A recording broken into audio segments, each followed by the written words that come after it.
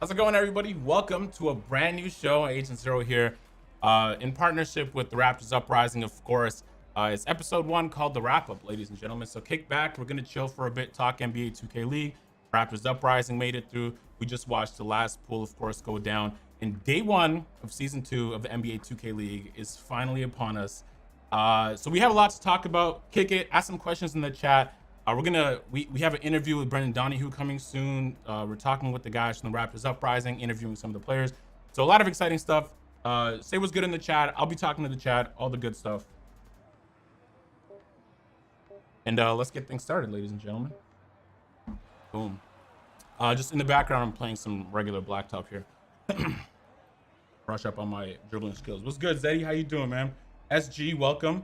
Is he using a voice changer? I was using a voice changer for a video I was recording earlier today, but I shouldn't be currently. High Flyer said agent's ugly. All right, man. So, what's your guys' thoughts on the NBA 2K League so far? There's a lot different with season 1. The entire meta has changed. And I guess we'll have to wait to see more teams play before you make a grand statement like that. But definitely we've been seeing 2 lockdown defenders, a lot of turnovers, and a lot of steals. And it's going to be interesting to see how teams adjust to that. Because last year was a lot of paint mashing. Yeah.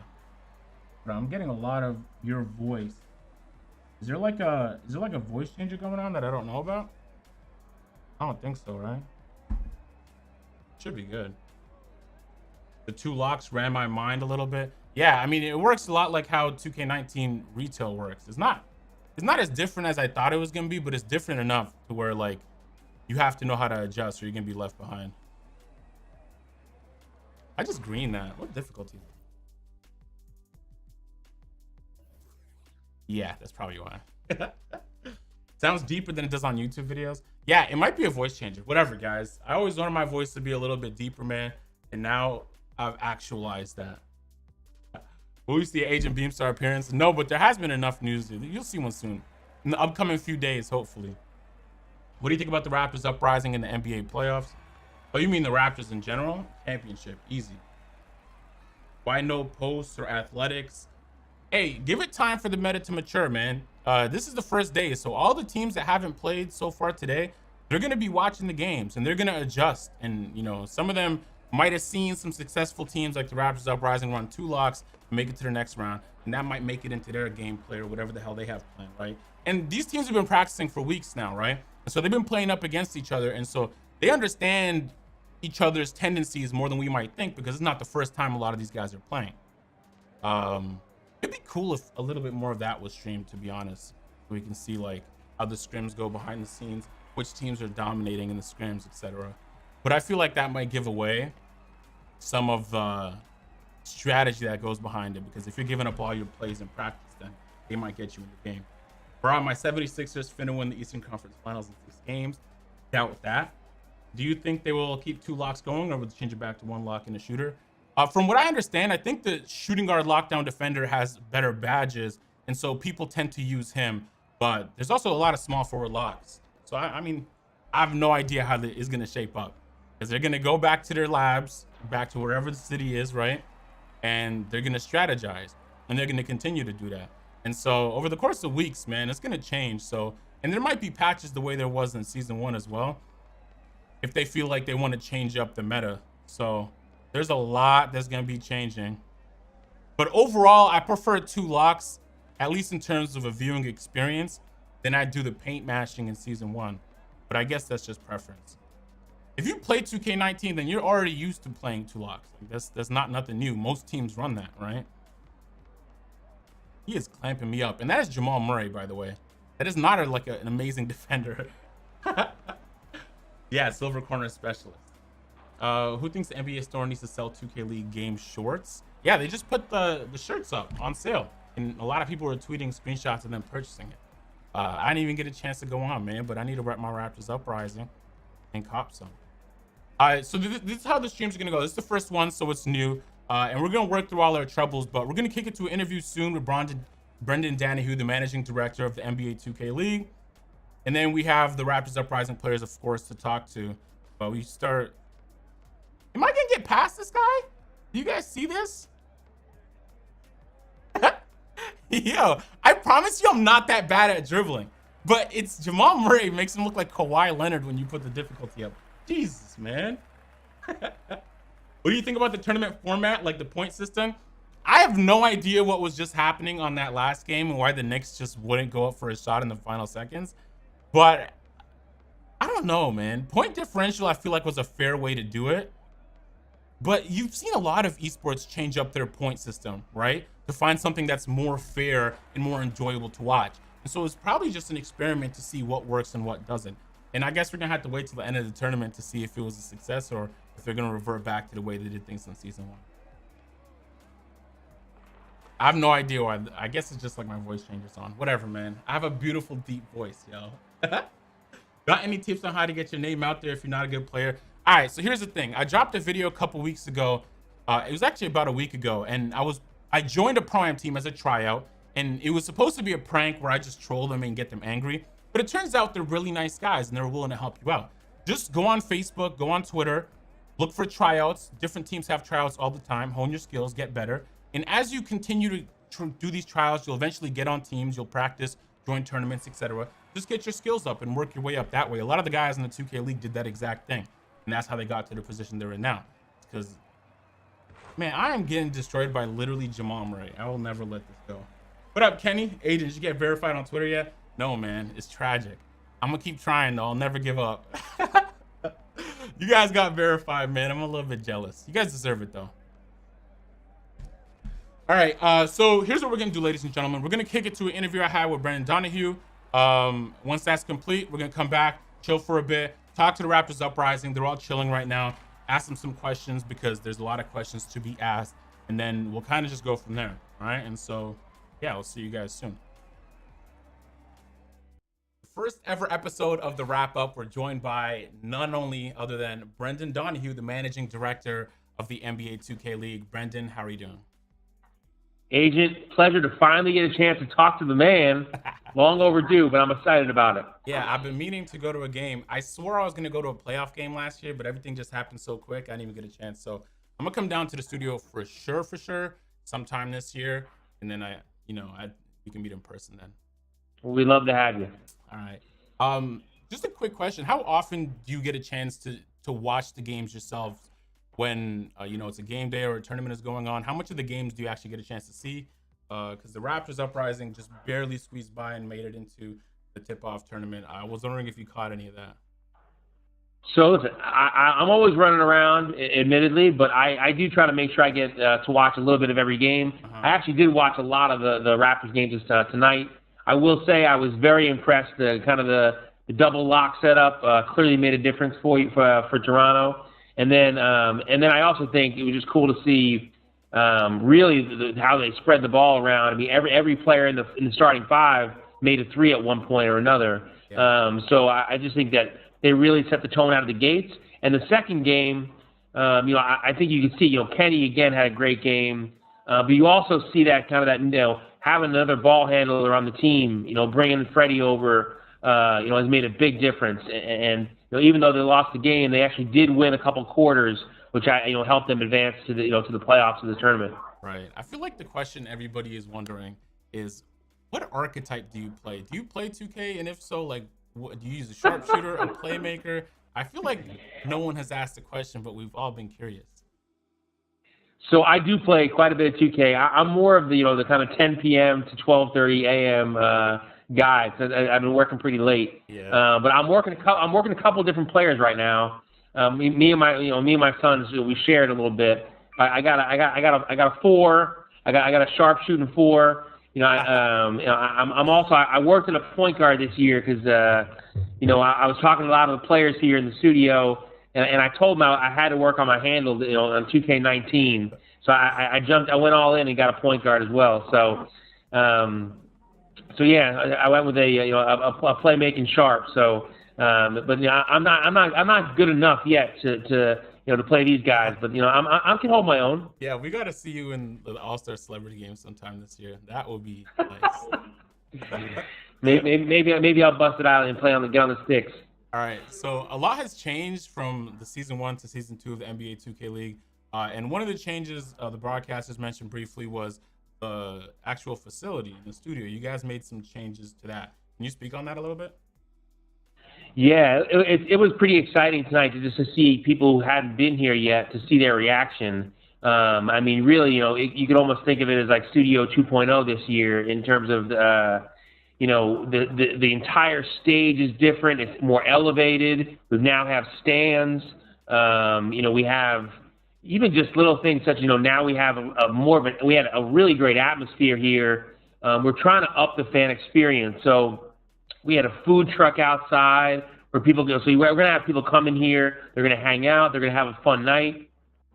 And I mean, we were packed tonight, and the atmosphere was fantastic. A couple of great things, in terms of the ring ceremony was obviously pretty amazing. Seeing Larry come back was a special moment, I think, for the league. And then he being the MVP of that game, and then seeing him, jump up and say he's back. It was a pretty cool moment for everyone to see. But to going back to your original question about the studio, yes, I mean, I think if you come in, obviously when you come visit New York, it's all now. We have all the brand new LED screens. So yeah, we really upped the ante in terms of. Okay, it's back. I had to ask because you brought it up. The Knicks were just presented their championship rings, of course, champions of season 1 of the NBA 2K League. Is that real diamonds? Like, I'm assuming a lot went into that, Yeah. right? Those are custom made, and I saw a little bit of the presentation there. I was happy because I played pro-am with my guy Kuda last year, and to see him go all the way was a treat, man. Everybody was hyped. In fact, Raptors just uploaded the North Code, and they had, like, I was there at the time when the games were being played, and it was kind of everybody on the team just watching it all together, and it was a very exciting finals. So yeah, talk to me about the rings. I'm a little curious. The rings are the real deal. I mean, it was those are absolutely real diamonds, and it was pretty cool. I will admit it was pretty cool just to hand them out to all the individual players. You could tell that was a special moment. For them personally, to finally see that they got a championship ring and they earned it all together. I think each player was pretty awestruck by just seeing it for the first time. And I think that being there to present it was a pretty awesome moment, because I know how hard they worked and how much they overcame to make it all the way to the finals and win. Yeah. And then it was also cool to see them, them with Nate on the other team, and then as well as seeing Mark, their sixth man, come back. It was just kind of good to see them all together too. Right. One last quick question. Who was one player that you're looking forward to seeing play throughout the season? That a new player joined the NBA 2K League Season 2. One player you're excited to see play? So I'd say a couple things. One is, I mean, now, with the way the archetypes are playing out, at the point guard position specifically, just seeing, point guards like, seeing a Dime, seeing Fab, seeing a Radiant play on that build at point guard is going to be pretty amazing to kind of really bring their skills out. And then I'd also say I'm excited to see the rookies play. I mean, I think a lot of the rookies, seeing them go from the combine to the main stage, even tonight, Wavy was a big reason that the Nets were able to beat the Knicks. Watching Pete for the Mavs, for example, I mean, after watching him play at South by Southwest a couple weeks ago, and then you could tell he's going to be a player in this league for a long time, and watching him play was pretty awesome too. All right. Well, thank you for joining me on episode 1 of the Wrap Up, Brandon Donohue. I look forward to season 2 of the NBA 2K League, and hopefully I'll make my way in the studio and we'll meet formally in person soon. No doubt. Look forward to talking again soon. All right. Bye. So, all right. Welcome back, ladies and gentlemen. All right. So check it out. I didn't lose to Jamal Murray. That was a victory.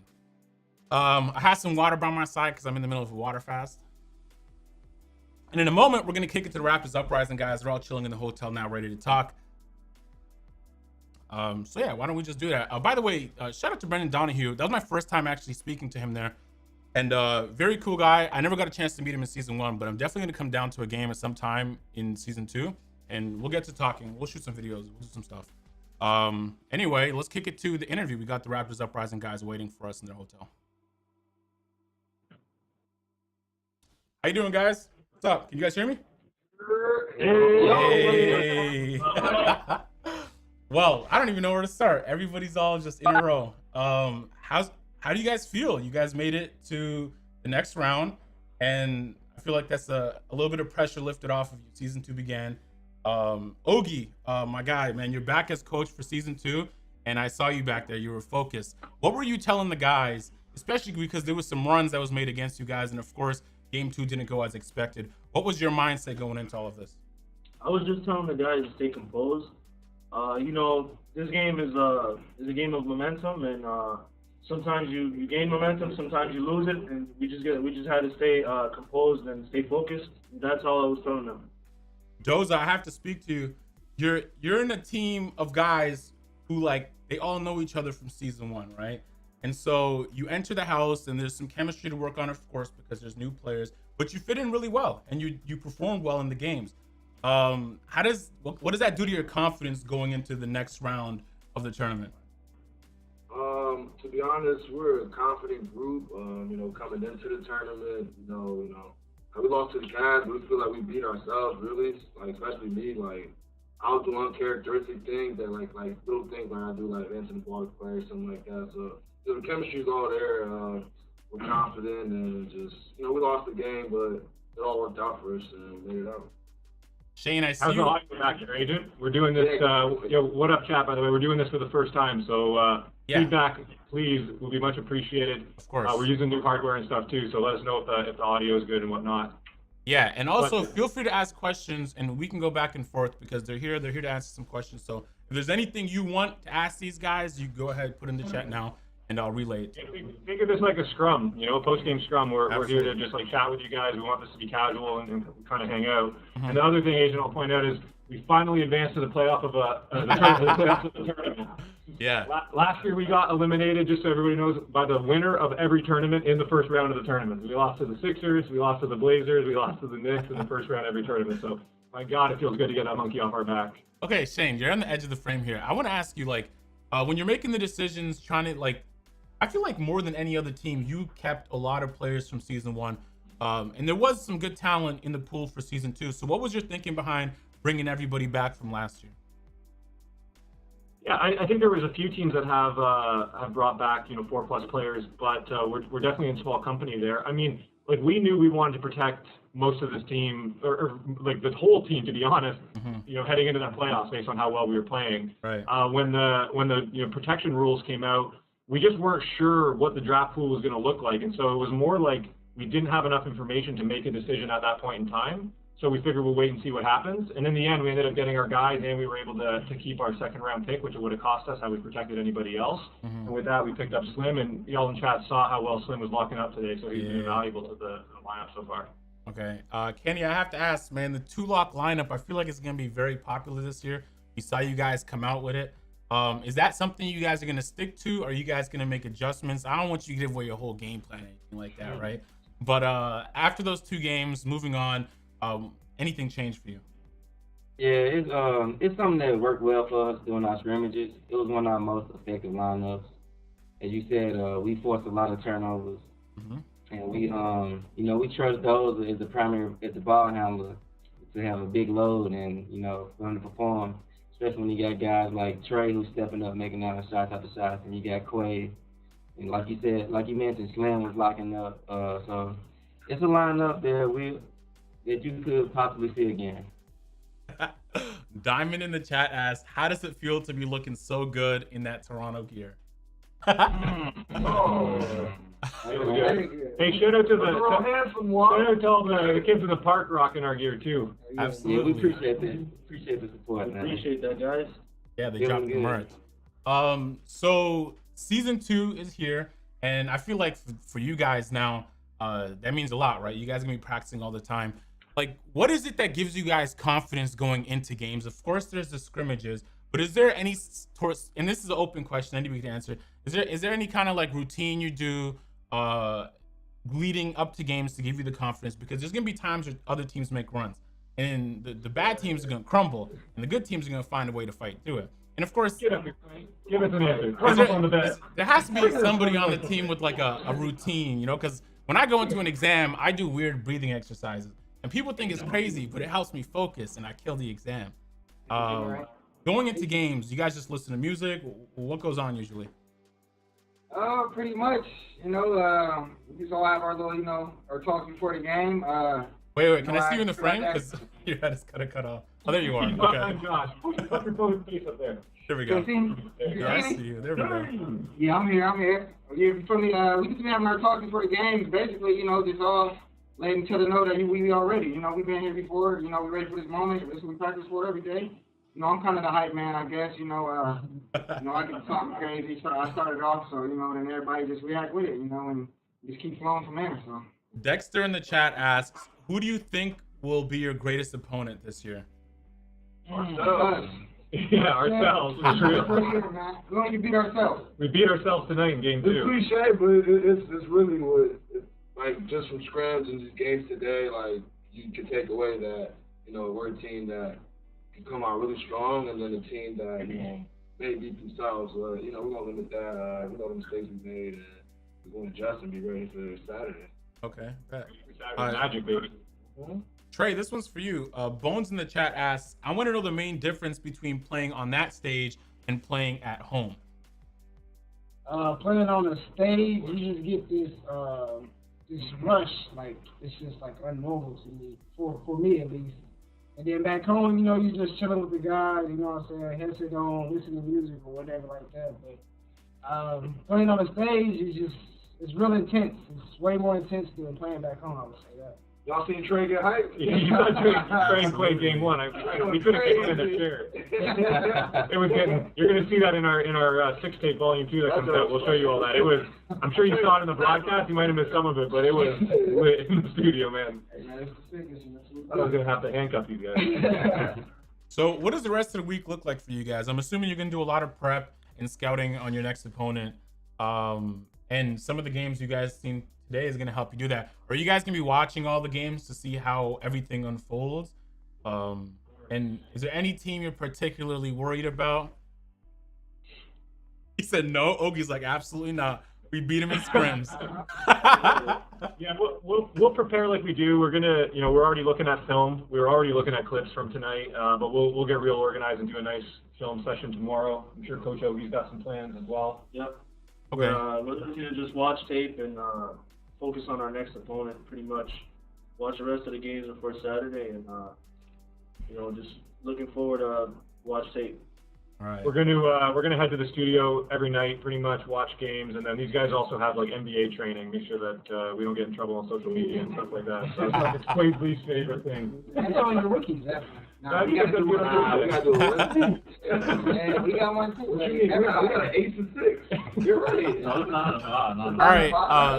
Slim, you're new to the team, man. Is there anything you want the fans of the Raptors Uprising to know about you? He's a fun guy. I mean, yeah, I guess I'm kind of like a shy person. Like, I walk with people, you're gonna see the real side. We already see it at the house. Yeah, absolutely. I'm sure we'll get that though. I know Shane, you've been getting all the compliments. You guys have been killing it with the content. So over the course of the season, I'm sure the personality of all the players on the team will show, and that's a good thing. That means everybody gets a chance to know you better. Yeah, we love telling those stories, and we're going to tell even more stories. There's more stories to tell this year. We're going to go back home with some of the guys and tell some of their back home stories as well. So we're looking forward. Stay tuned. We got that going. North Coast. If you caught some of it on Twitter, because that's obviously where we've got the biggest following, but you missed other episodes, you can go catch the whole playlist on our YouTube, which is kind of small, but we're going to be focused on growing our YouTube this year. Okay, and I like that because that's what I'm all about. Frank from the chat asked, "Does the crowd win or lose games for you?" Man, the sound in the studio is just tough. Neither. Yeah, we lose games for ourselves. Like, I mean, the Cavs had a big crowd tonight, but they made a run in the first quarter, and it was real loud. So you definitely can hear the crowd, and they was chanting a lot during those timeouts, and we had a hard time listening because they were so loud. So yeah, and they cut to it a lot. So it was like it plays a little part, But the Knicks won last year, so it definitely played a little part. Hey, shout out to Sheraton Times Square because we got a nice new hotel this year. Real nice. Hey. Well, And in the crowd, we need to see some Raptors fans or some of these absolutely. fans. Love. Definitely need that love. Waiting on you guys. We had Phil D. I don't know if you're in the chat, Phil, but he came through the studio last year in the playoffs. Yeah. The studio this year is lit. The viewing experience is way better. The sound is better. The scaffolding crowd. I know you already talked to Brendan about it, so we don't want to beat that one. But yeah, the studio is really lit this year. Okay, Diamond knows. Bo asked a really good question. How much does trash talking affect yourselves and how you play? Because it happens a lot, and I see it a lot. And you guys get up when you're hyped, and you probably can't tell me now because it might be like, I don't know what you guys are saying in there because the mic's not picking it up. But how much of an impact does it have on a game? Does it ever get on your nerves when someone's talking trash, or does it just feel you? Quay was getting hyped. They turned the team up, to be honest. Like, they started capping that other team, and we responded to it all together. So it definitely plays a big part. And then sometimes, like, I don't know, you might have somebody, like, on the other side yelling at you. It can affect you, too. Me personally, it doesn't, but it definitely plays a role, like, when somebody's just, like, you can target a player on another team or something like that, or teammates trash talk another team. It all really, for a team like us, it works for us because, like, we talk trash, we're comfortable, like, we don't get rattled. So I think the trash talking really, like, favors Raptors for real. Yeah, I remember. That's something you get used to it over the games and stuff, This is a team full of real athletes, so like we've been in situations where like we've been like competitive, like most of our lives. So like we're not gonna get rattled by like no offense by gamers yelling at us. You know what I'm saying? So like you really gotta bring it when you playing the Raptors. I just feel like if you gonna give out that trash talk, you gotta be able to receive it. It kind of reminds me like an AAU environment. I don't know if y'all have that in Toronto, No, we don't. Like but we know what it is, though. Okay, yeah, it's like that. I enjoy it. And therein lies the problem. And so this is why we're divided in the team. It's me on one side of the trash talk table and the players on the other side. I love the entertainment. I love that it gets them all hyped up. But I'll point out one thing tonight. So we played the Mavs, and then the Cavs played the Mavs. When we played the Mavs, we were just barking at them. The whole first quarter, Quay and Trey, I thought they were going to jump over the cake top at them. And then they went on their little run, right? They got like 8 straight on us, like 10 straight on us. And they were up, and they were hooting and hollering, and we were silent, right? And we started talking less. I watched the Mavs and Cavs game. They were up the entire game, and they weren't standing or anything. They were just like sitting. So you do feed that to the other team as well. You give them a little bit of momentum and energy to like sort of throw it back at you when that happens. So I'm a big proponent of like celebrating when we're winning, or when it's won, when the game's been won. If it's the fourth quarter, we're up by 20, okay, stand and like flex on them the whole game. But the rest of the time, I prefer that we kind of stay locked in and focused. Yeah, I remember I came to their house last year when like Kobe, Yusuf, and everybody was there, and you guys was talking so much. It caught me off guard how much trash you guys talk. I was like, do these guys like each other? But then after the game, you guys dap it up and you're all cool and you go about your way. So yeah, that's with Quay, it's nonstop. In the basement, in the basement, man. We talk trash out there, man. Yeah, and that's good, man. That means you have thick skin. You won't be rattled by the pressure of the big stage, as they say. Anyway, I don't want to hold you guys up anymore. Thank you guys for joining me so much on the first episode of the Wrap Up. Good luck. Moving. Break down clips. Oh, of course we have episode, so it's your first episode, so we'll give you a pass. Yeah, no, I'll get a pass. All right, this is what we're gonna do, stream. We gotta break down some clips. I'm gonna put some clips on the screen. You guys, I assume, will be able to see it, and then we got clip 1 loaded here on our end, so we can watch the same one. All right, so we're gonna play clip 1. Up against the Mavs, up 10. Mo's bringing up the ball. Some good help being played. Back to Pete. That's a brick, and that's a block. All right, so talk to me about what's happening here in this play. So what happens here is basically, the Mavs get into their offense and they run a pick and roll, and we end up switching. Quay ends up stepping up on the shooter, which allows them to grab an offensive rebound. And even though they grabbed the offensive rebound, we ended up getting a stop. So it just shows how it's important not to give up threes. And maybe you'll give up the offensive rebound, but you gotta stay put and play defense and get the ball back, pretty much. I feel like a big part of that first game against the Mavs was the full court press with 2 lockdowns, absolutely lethal. I mean, you have a point guard like Dines, but even he had to pass the ball up because there's no way to dribble out of that without destroying your stamina, right? Exactly. Yeah. just watching that clip over and over, you can see how we're moving on defense. You know, we almost get the steal at a point in time, but then they end up getting a shot. Quay steps up, they grab the offensive rebound. We're still here, you know, on defense, and we get the ball back. So.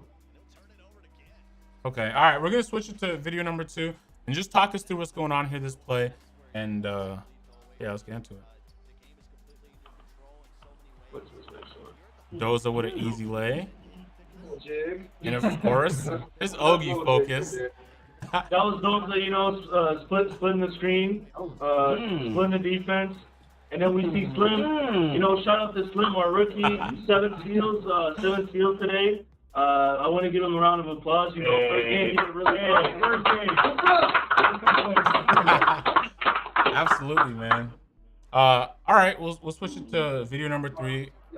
Y'all didn't know before the game. He told me he was really, really, really scared. So he told me he was nervous. He told me he was scared. We're playing video number 3 right now. Is Doza with the ball, running the 4-out pick and roll. Wow. Here, I'm going to show you guys that how hard it is. You see, as a point guard, Doza was being so patient that play, and we ended up getting a bucket off a little double screen, and then off the little roll, we get an alley-oop dunk. Yeah, can we replay that? That was impressive. He had a lockdown on him, and he still had a cold ring. Basically, you know, the lockdowns are the meta this year. They're really, you know, when they bump you, like you said, you lose a lot of stamina, and he did a great job right there, just staying patient and getting us a bucket. Yeah, whatever that play was right there, that was insane. Listen, this must be the league build, because I haven't seen that in regular Pro-Am at all. God damn. All right. Is it more interesting than 5-out last year? Yeah, way more interesting. It was just 5-out and mashing that's one thing, but I mean, we actually have plays being run here, and that's exciting. And you don't even, you know what's funny? You have to watch that back, because you don't really see it when you're watching it live, because you don't know what to look for. But when you watch it back a few times. Exactly, yeah. So I guess, I mean, that's the benefits of scouting right there. And those are the 3 videos. You guys have been killing it, man. You guys finished off the year last year incredibly strong, and that made me so proud, because you guys got off to a bad start, but any team could have just let it go. And, you know, I'm sure when you come back from a loss, it's not as joyous as a victory. And so you could have let the losses get to you, but you didn't. And you hear season 2, a lot of the same guys, some improvements being made, of course, some new guys that fill some spots. And yeah, man, I'm gonna watch the game. First Uprising. First Uprising. Yeah, a lot of love for both those guys. Yeah, so I mean, hopefully you guys win a ring and a lot of money here in the tip-off tournament. But it'll be exciting to see, man. There's a lot of good competition. Thank you guys for joining me, of course. I'm gonna let you guys get some sleep, because it was a very long day. And then we'll touch back sometime soon. All right, hey Dean, thanks, Agent, thanks for doing this, man, and chat, thanks for tuning in. The first wrap up, we're gonna do this after every broadcast, every time we play. We're gonna do this, so hopefully you guys follow, hit the follow button up top to get notified next time we go live. But I appreciate everybody who tunes in and supports us for sure. So he's up right in the chat. All right, man. We'll see you guys later. All right, man. Peace, Agent. Yo. And of course, we got to look ahead. Hey, thank you guys for joining me. This is the first time we're doing something like this, so everything is brand new, but honestly, I enjoyed it. So that's usually how the format will work. You know, we'll get into it, just talk for a little bit, what's going on. And of course, there was some games that were just being played, so there's a lot to talk about.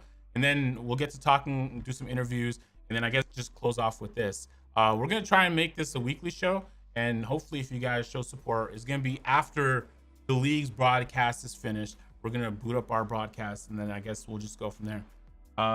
Everybody in the chat, you guys can expect to see something like this once a week, and then we'll get some of the problems fixed and the quality and the issues, of course, as the weeks go on. We'll get better and better at this. But yeah, man, thank you guys for coming through.